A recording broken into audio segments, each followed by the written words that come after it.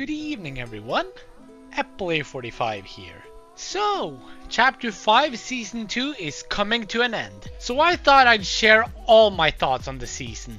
Was it good or was it bad?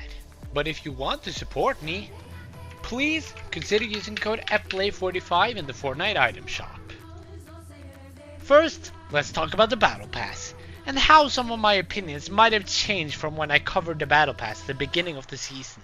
So first we have Cerberus, and I still think he's really cool. His color scheme definitely makes this skin 10 times better. Then we have Aphrodite, and she's a little good. The server design was way better than what we got though, but the Immortal Aphrodite style is definitely better than her regular style. Then we got Poseidon. And originally, I didn't really like this skin that much since I thought they should have made a more cool version of him instead of the goofy version we got. But this skin has definitely grown on me throughout the season. I like his goofy aspects now, and he's probably one of my favorite skins in Battle Pass. Then we got Medusa, and she was also a skin I didn't really like that much at the beginning of the season, but she has also grown on me quite a bit, and I don't like her regular edit style very much, but I really like the Gorgon Warrior Medusa edit style. Then we got Zeus. My opinion hasn't really changed about him. I still think he's a pretty good skin. I'm not the biggest fan of the Conqueror Zeus edit style though.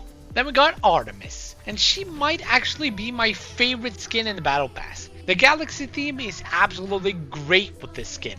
But the only skin that could possibly be better than her is Hades. So Hades is the tier 100 skin of the Battle Pass, and he's a really good skin. Definitely a contender for my favorite skin in the Battle Pass, and probably one of my favorite tier 100 skins of all time. And last but not least, we got Korra from The Legend of Korra. Korra is the secret skin of this season, and she's a pretty good skin. That's kind of everything I have to say about her. So the Battle Pass this season is definitely one of the best Battle Passes we've ever gotten in the game. Now that we're done with the Battle Pass, let's talk about the map. So I think this season fixed the biggest issue I had with the map last season. And that was that I thought a lot of the locations felt the same and that there wasn't much variety on the map. But this season definitely spiced up the map a bit. So we got two new biomes, the Olympus biome and the Underworld biome.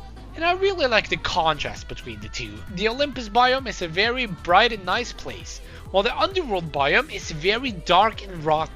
And the name locations are also pretty good. So in the Olympus biome we got Mount Olympus and Brawler's Battleground. And Mount Olympus is definitely my favorite named location on the map right now. And Brawler's Battleground is a good location. It's just so close to Mount Olympus, so I usually just go to Mount Olympus instead. And for the Underworld biome, we got the Underworld and Grim Gate.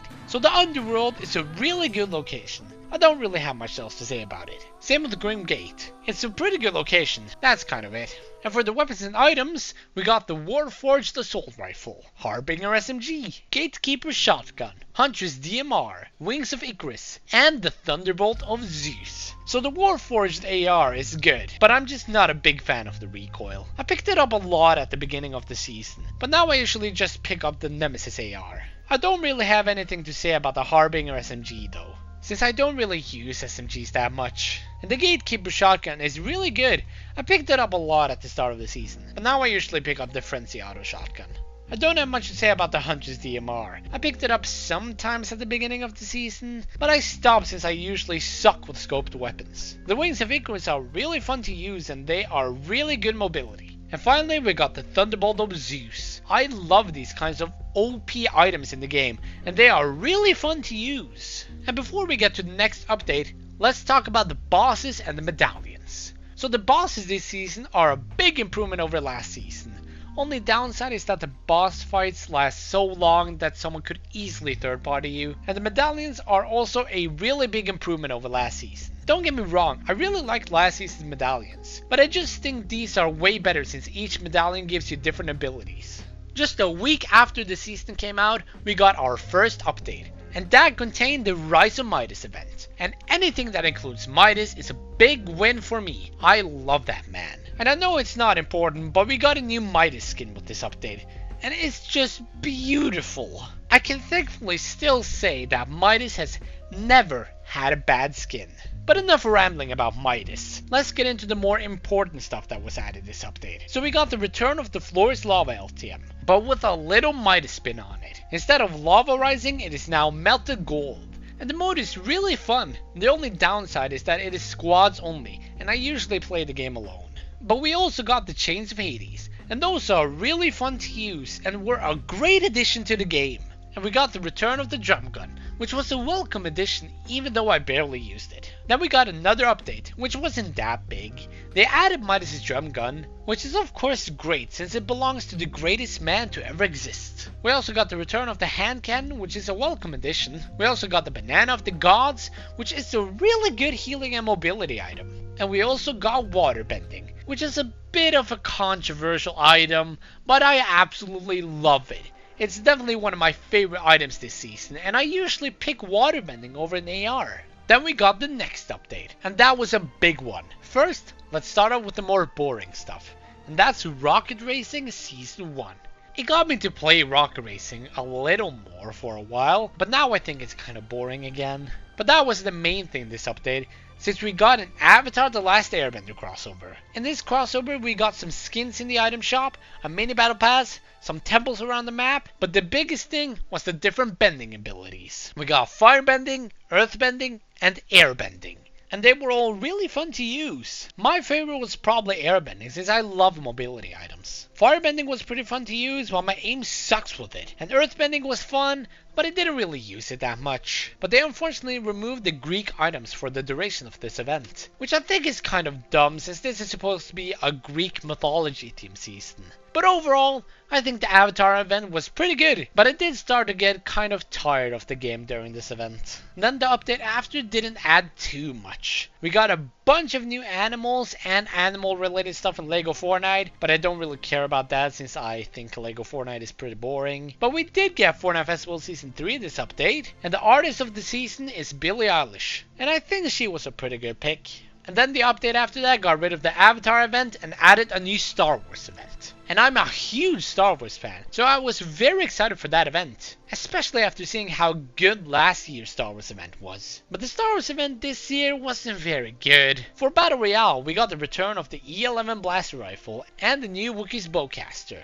And I really like the bowcaster, but the thing I was the most excited about this update was the return of the lightsabers. But sadly we only got one lightsaber on the map, which is Darth Vader's lightsaber. And I think that was a very dumb decision, since last year's Star Wars event had so many lightsabers. But this year we only got one. This was a very disappointing Star Wars event on the Battle Royale side. And Rocket Racing just got a Star Wars car. But the mode that got the most in this update was the LEGO Fortnite. LEGO Fortnite got a bunch of new Star Wars related items, Rebel Outpost, Empire Outpost, and even a mini battle pass. But that Star Wars event was not enough to make me like the mode. But weirdly enough, I think the mode that had the best Star Wars event was Fortnite Festival. Even though we just got some instruments and one jam track, I still really like playing the Cantina Band jam track.